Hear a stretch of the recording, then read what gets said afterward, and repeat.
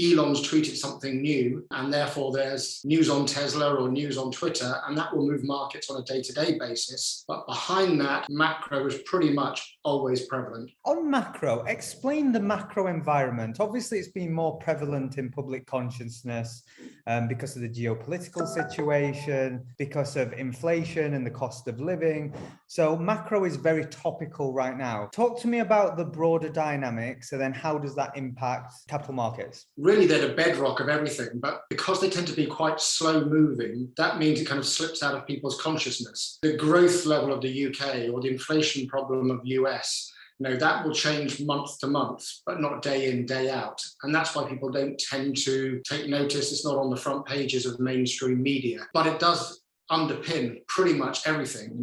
If we've got an inflation problem and a cost of living problem, it's going to put a material squeeze on households. The jargon is it squeezes discretionary spending, and you have to come back to consumer staples. You buy the necessities of life. You have to give up things like foreign holidays. You have to give up that new car that you wanted to buy. If you start fearing about your job, if we hit a proper recession, then that's going to have a material impact on everybody. So macro is all around us all the time. But because it doesn't move so quickly, it doesn't tend to dominate the front pages like other stuff, like meme stocks, or even stuff like company fundamentals, where people will see that Elon's tweeted something new, and therefore there's news on Tesla or news on Twitter, and that will move markets on a day-to-day basis. But behind that, macro is pretty much always prevalent. One of the things that's exciting about retail is the passion, the human aspect, the discovery, the research, the news, the micro things. They're the things that make it enjoyable. Macro at times you feel so detached for it. So how are you thinking about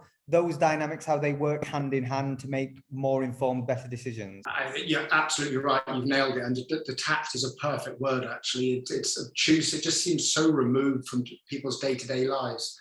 But the other thing that's missing, I think, from that argument is the fact that macro historically has been the preserve of economists and big institutions. And they speak in institutional language. They have a jargon all of their own, which is very, very much removed from day-to-day life.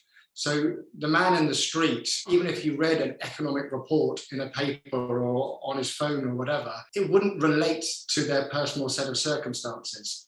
So I think the challenge for anyone, for IQ, the company I work for, what we're trying to do is bring macro to a broader market. And I guess the first hurdle there is just to make it more accessible. So you have to talk about it in terms that people can relate to.